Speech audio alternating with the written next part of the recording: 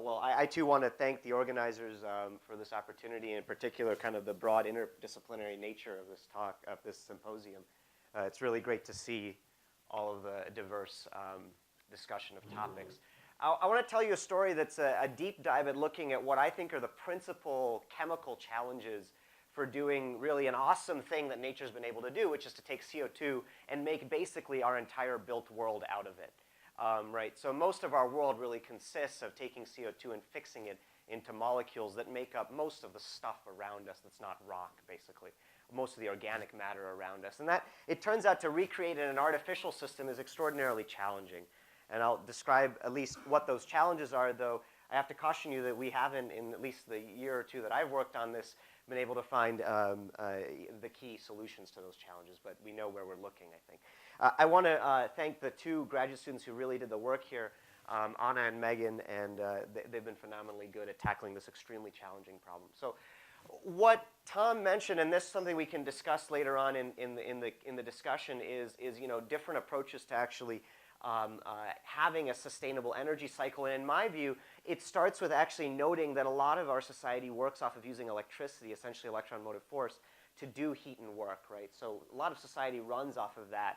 And if you want to couple renewables into that, I think one of the things that makes the most sense is to still borrow and utilize the existing infrastructure to do this, but simply to take advantage of the fact that since this is intermittent, there's going to be a time of day or a time of night or at some other time where you're going to have an excess of this relative to the desired demand. In fact, that actually occurs already. The spot price of electricity generated from wind in certain parts of the US is negative.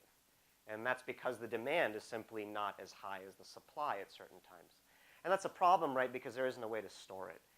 But there could be a way to store it if we can figure out how to effectively use this electricity to do chemical work.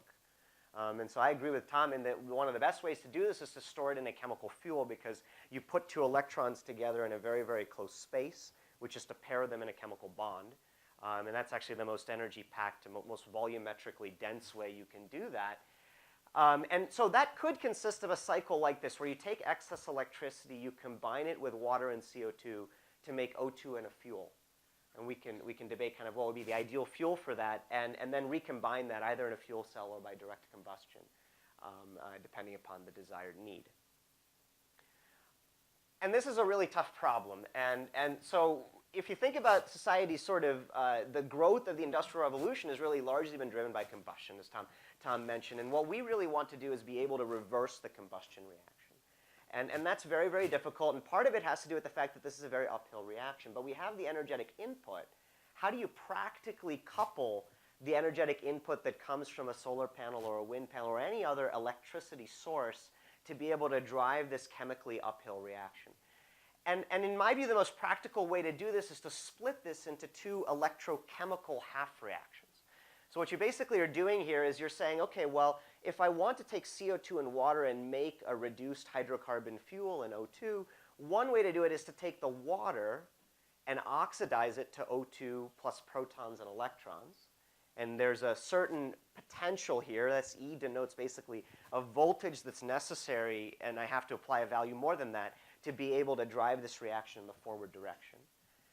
And then I could couple that in principle, though we don't have the materials and the catalysts yet to do this, with a process where you take CO2 plus electrons and the protons you produced in this reaction to generate the target fuel. In this case, I'm denoting it as ethanol, but there could be many other possibilities as to what one would desire to make. And this, too, has a thermodynamic potential. Basically, again, a voltage you need to apply beyond which this reaction will be driven in the forward direction. And if you simply add these two and do some simple math by basically taking the difference of these, what you're going to find is, and the sign is different just because of convention, a difference in potential, which is essentially the amount of energy you're storing in this overall reaction, normalized simply to the number of electrons exchanged in the overall process. So the delta G is probably something you're familiar with, and that's an overall energy term per mole of these quantities. And per electron, it's a voltage. And this actually becomes very important for sort of designing these systems. So we can, in principle, do this. There's nothing thermodynamically wrong about this, but the kinetics is very, very challenging, essentially how fast you do this. And so the question we really ask is, can electrosynthesis or photoelectrosynthesis really close the anthropogenic carbon cycle, which is really a terawatt challenge writ large. So what this really requires, right, is that since I'm doing a reaction that is uphill and it's at two different potentials, I have to have a device that allows me to do those things in a spatially segregated fashion. At least I think that's important. There may be ways to get around that, and I think a combined system can, with proper engineering, get around that. But one way to do that is an electrolyzer. And what this basically consists of is two spatially separated electrodes. And in between them is a membrane that allows for the communication of ions. And you remember we produce protons in one of the reactions. That needs to go over to the other side to do chemistry of the opposite reaction. And in this case, you would, for example, do water oxidation to O2 at the anode, where the oxidation occurs. And you would take CO2 and reduce it to a fuel on the cathode. The electricity would come from those renewable sources that we discussed, and potentially the CO2 could come from the atmosphere, although that poses its own energy penalty in terms of taking a low concentration of CO2 and concentrating it, or it could come from a slightly more concentrated source that is where we burn it right now in a power plant, for example. I spent a lot of time in my graduate work looking at this reaction, which itself is a very, very difficult reaction, doing oxidation of water to O2, which is practiced in photosynthesis all around us. And now I'm going to tell you, though, specifically about this problem, about taking CO2, not so much to ethanol, but in general, the challenges associated with reducing CO2 at all to any value-added product. As I mentioned, the key point here is that when you make ethanol and O2, you have them already segregated spatially, so you don't have to worry about the back reaction. You're not making a bomb, basically, right? You know, if you make the very things that will combust together in a medium where you have catalysts, you're essentially generating the opportunity for a short circuit, which is what you don't want to have in the system. It turns out that this overall engineering construct is actually fairly mature as a technology. There are electrolysis devices for taking water and converting it into hydrogen and oxygen. And they operate at reasonable efficiencies. Depending upon the materials and the sort of price you want to pay for the engineering, you can have these operate anywhere between 70 and 90% efficiency. Of course, that efficiency tracks a lot with cost, and we currently do not make very much of our hydrogen that's used industrially by this process. And that's because of the high cost of electricity and the high cost of materials that go into this.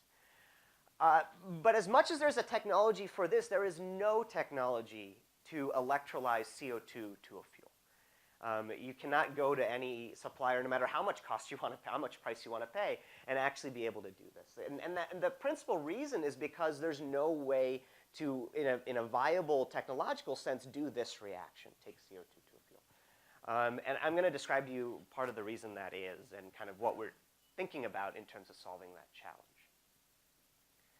Okay, so if we think a little more closely at these two reactions, right, I told you that they exist at two different potentials. One potential for reducing CO2, one for oxidizing water to O2. But if you think about an efficiency for a device, you have to ask not only what is the thermodynamic value for doing this, but what is the rate of doing these reactions. And it turns out that in order to make either of these reactions operate at an appreciable rate, you need to apply an additional voltage, which we call overpotential. It's denoted by this value eta here, and it's going to be there for all of the reactions you're doing in this cell, both the one occurring at the anode as well as the one occurring at the cathode. I'm suggestively drawing these overpotentials with a smaller arrow here for oxygen evolution and a larger arrow for carbon dioxide reduction, CDR in this case, because that's actually practically what turns out to be true. Catalysts that operate for this reaction tend to have lower overpotential penalties than those that do CO2 reduction. Why does this matter? Well, okay, by the way, so what I want to say here is that these overpotentials are intimately related to the rate of the reaction. If you want your reaction to go very fast, which you might want to do if you want to store terawatts of power, you're going to then have to pay a very large penalty in terms of the amount of overvoltage you'll have to supply.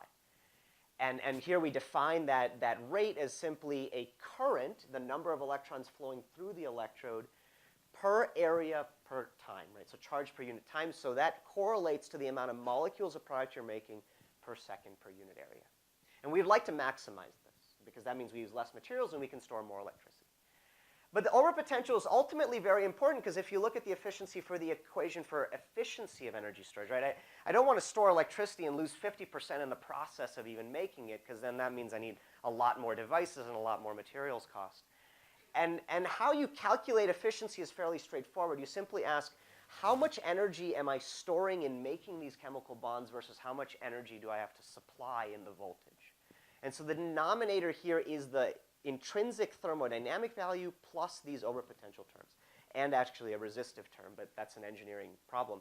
And these overpotentials, as they increase, are going to reduce your efficiency. And at the overpotentials that are there for carbon dioxide reduction right now, this is such an untenable process that you basically cannot do this at efficiencies that are really anywhere higher than 20 or 30%. Simply not viable from a technological standpoint. And so the problem really here is a catalysis problem.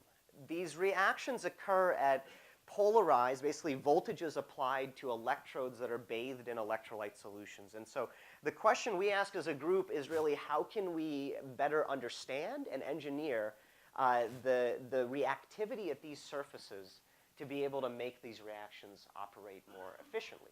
In other words, to increase the reaction rate but simultaneously lower the energy penalty.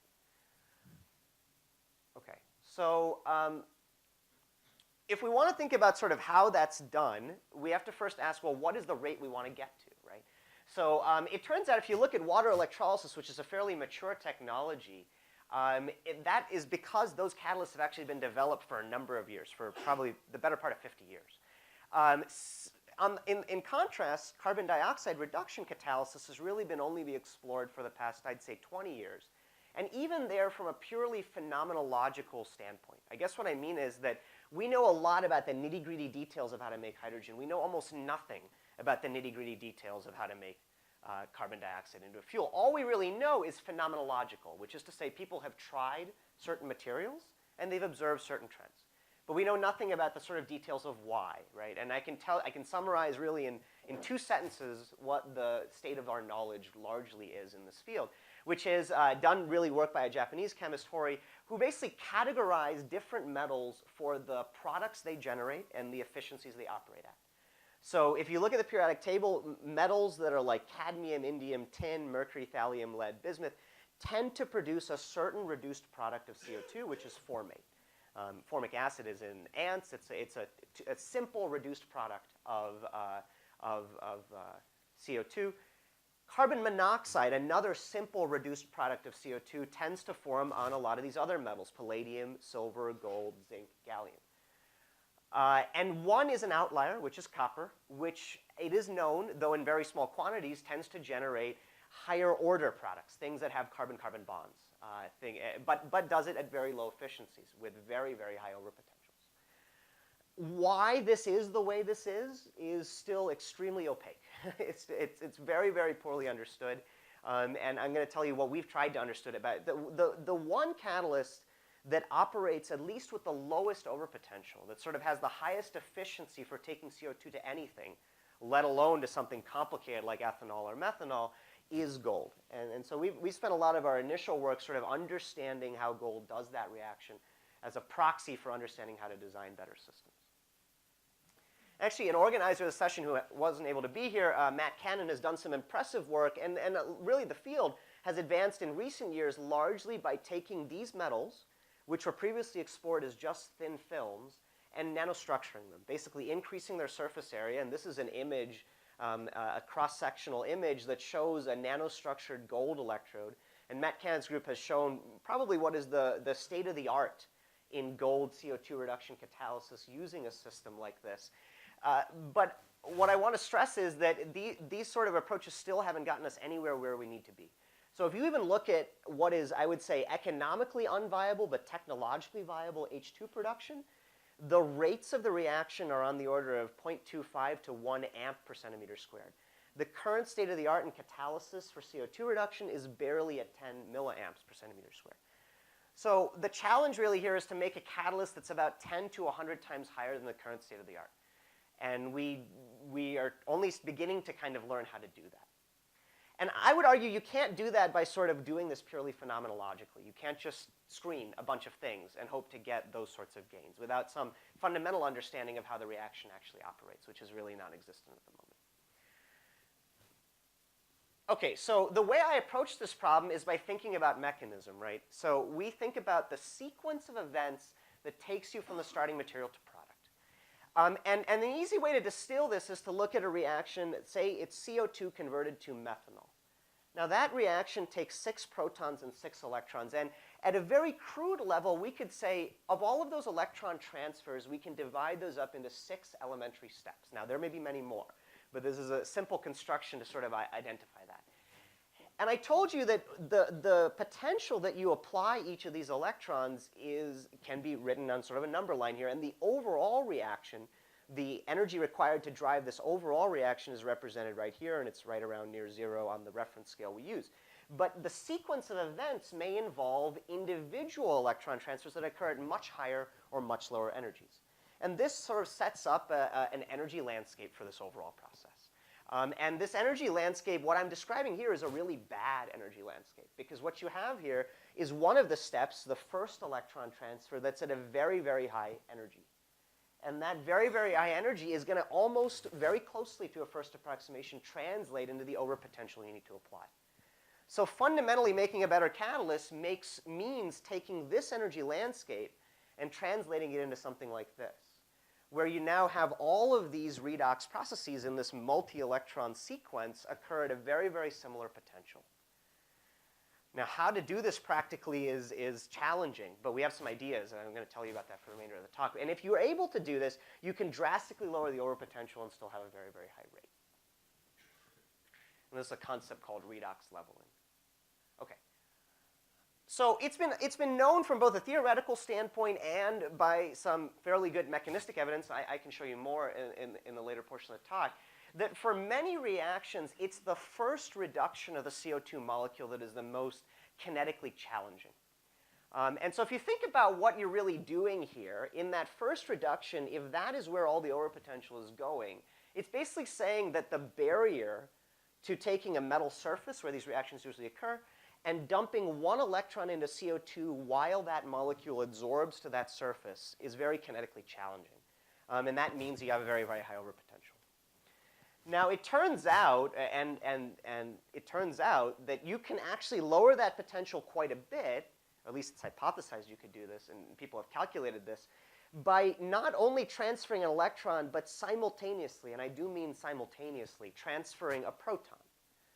Right? So if you can transfer an electron and proton, you've done two things that are important. One is you've allowed the distortion of the CO2 molecule, which has a buildup of anionic charge on the oxygen, to be protonated. And that has allowed you to not have a buildup of charge in the unit you've put into it. And this is generally true in catalysis, is that if you can couple proton transfer steps to electron transfer steps intimately, you can lower the barrier for catalysis. But the thing about it is that while this has been understood for molecules and molecular model systems, how protons couple to interfaces, believe it or not, after many years of study of interfacial electrochemistry is very, very poorly understood. And so really getting to the heart of this problem is understanding how you couple protons and electrons at an interface. And we should believe that there's some value in this, because actually nature has figured out how to do CO2 conversion, at least to CO, very, very effectively. So here is the active site, and this is a beautiful work of structural biology, of actually an extremophile, it turns out. This is a CO dehydrogenase. This is extracted from an extremophile that actually lives by metabolizing CO, right? And it metabolizes CO, takes it to CO2, generates hydrogen, and uses that for its metabolic processes. And what the enzyme in these organisms can actually do is they can reversibly convert, apologize for that little error, CO2 with protons and electrons to CO and hydrogen. And this is pretty cool because they can actually do this in a reversible fashion. Reversible meaning they can drive both ways and with turnover frequencies that are enormous, about 2 to 3 orders of magnitude higher than what we can achieve in an artificial system. And the important point is how it did it, right? One thing it did is it allowed for a cluster of metal atoms so that none of the single electron transfers were localized in one orbital or in one local point in space. The second thing it did really well is that it provided residues in the periphery of the active site that actually coupled proton transfer to the reduction of the CO2 molecule. And this is an extremely important point because if you mutate either of these residues away, you kill all of the activity. But we really haven't figured out how to do this in any artificial system yet. So this again sort of raised this question: how do you efficiently couple protons to CO2 at an electrode surface? The other point I want to make here is that you can't simply do that in a willy-nilly fashion. You actually need to be very, very selective about it. And the reason for that is because if you look at the reaction I described earlier, which is CO2 to ethanol, that not only involves, involves actually 12 proton transfers, let alone doing one time. You have to do it efficiently and selectively 12 times, which is very, very challenging. All the while, you have to prevent the proton from directly binding the surface and making hydrogen. That itself is a very difficult selectivity problem. And if that's not hard enough, there are all these other reactions that could occur at a very, very similar potential. So there's no thermodynamic discrimination by itself from making ethanol versus methanol versus methane or formic acid or CO. So, and this is actually just a small matter. It actually turns out that most organic matter from an energetic standpoint lives within a narrow 200 millivolt window of these reactions, which is kind of remarkable to think about, right? And oxygen lives in a very, very far away. And that makes kind of sense, right? Because we can burn a lot of things and get a lot of energy out of it. And that means that from an electrochemical standpoint, they all live in a comparable potential window. So how in the world are you going to select from this? We don't have the answer to this, but I'm going to tell you some of the things we're thinking about. So if you want to think about selectivity, what it really has to do with is if you want to couple protons to CO2 to make intermediates like this, you also need to worry about the possibility of taking a proton and directly protonating the surface. It turns out if you only do this, you can easily make hydrogen, which is the reaction you don't want to do. If you only do this, the only product you can really generate is carbon monoxide. Maybe not the most desirable, but actually a valuable product for a number of industrial reasons. If you really want to make higher order products, you actually need to have an interplay of both of these sites on the surface, which means that it's not just a question of selecting for one or the other, but really a balance between the two. And such a fine balance that you can actually drive the reaction all the way down to a particular selective product. Okay, so I've been a little bit cavalier so far in denoting proton as just H+. Right? So CO2 reduction occurs typically in an aqueous medium. And so to sort of call it H+ is a bit of a cheat, right? Because what we're really asking here is what is the specific molecular entity that's donating that proton? It could be, for example, hydrated proton or hydronium ion, and a larger cluster containing that, or it could be water itself, and then you would generate hydroxide, which would then be neutralized later on. The point I want to make here is that if these are the only two actors that can deliver protons to the surface or CO2, that's really bad for us from a catalyst design perspective. Because ultimately, these actors are simply requirements of the pH of operation. Right? If I have a certain design of a system that operates at pH 7, that automatically predefines at equilibrium the concentration of this. It also, because I'm in water, predefines the concentration of water. So if these are the only actors that can do this chemistry, we really have no hope of controlling this. Fortunately, what we found very recently is that that's not true. It actually turns out, and I'm going to describe in detail why, that it's the particular buffering species that you have in the medium, the molecular entities in the medium that have different pKa's than either hydronium or water, more closely matched to the medium in which you operate, that are the intimate actors that deliver these protons. And that actually is very valuable, right? Because if these actors can donate the protons, we could synthetically design other ones. And the landscape of possibilities on how you would control this reactivity is actually very wide. And it's, in fact, what nature does. So how did we actually show this? So here's some data, and let me walk you through what you're looking at here. What we commonly do in electrochemistry is we look at reaction rates. And part of the reason we do that is it's very easy for us to measure. The current that flows through our circuit is directly telling us the rate of the reaction at the interface. And so what this plot is here is a log scale of the rate of producing hydrogen now, the reaction that we don't want, plotted against the concentration of buffer species in these two mediums. And this is just a polycrystalline gold electrode. This is a very simple system, but it turns out to be quite general. And two things are important to note. One is, depending upon, these are both taken at the exact same pH. So the hydronium ion concentration is the same. The water concentration is the same. But the choice of what is the actor that's donating the proton to the surface actually makes a huge difference by about an order of magnitude just between these two. Turns out you can take other species and lower this, create an even greater discrimination. And so what this is telling us is that phosphate, unlike bicarbonate, is a very efficient donor to the surface. Of course, that generates quite a bit of hydrogen. And the question you might want to ask is, well, if I have CO2 in the medium, can it just increase the rate of CO2 reduction? And it turns out it's not that simple, right? So it turns out if you have phosphate around while you're trying to do CO2 reduction, it actually inhibits the reaction. So here's, again, the log of the concentration of the buffer plotted against now the log of the rate of producing CO, the product of this reaction. And you actually see that phosphate is inhibiting the chemistry, whereas uniquely bicarbonate is not, which is kind of interesting. And we don't fully understand that kinetically, but it turns out to be true. But this thorny issue gets a little more complicated. And that comes from the fact that, so what this plot is showing is we are now changing the potential or changing the driving force for our reaction. And we're looking as to how that changes the rate of the desired chemistry, CO2 reduction to CO in this case. And again, plotted on a log scale. And this is and what this is, it actually turns out you can take the slopes of these curves and model them to indicate a particular type of reaction mechanism or a particular sequence of events that are limiting the rate of the overall chemistry. And what it turns out from this modeling is that this low region here, or at low overpotentials, is a region where you have the proton donor and the CO2 associated together at an appropriate surface site. And the rate limiting process is the electron transfer to that site. But the important point, the reason that you can't do CO2 reduction currently as efficiently as you can do hydrogen is because you can't simply increase the overpotential as much as you want and get any rate you want, as you can for hydrogen evolution. What instead happens is that eventually you get to a region that's very, very high in slope. What that means is that you're no longer getting the bang for your buck you desire from the overpotential.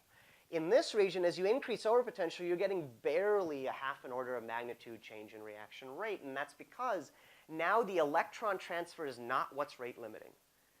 Because you need to organize protons and CO2, what we think is going on here is that it's the pre-association of those two partners that is now limiting the rate of the overall catalysis, which in my view actually comes full circle because that's exactly what nature engineered, right? Nature figured out a way to have this pre-association be already intimately occurring in the active site.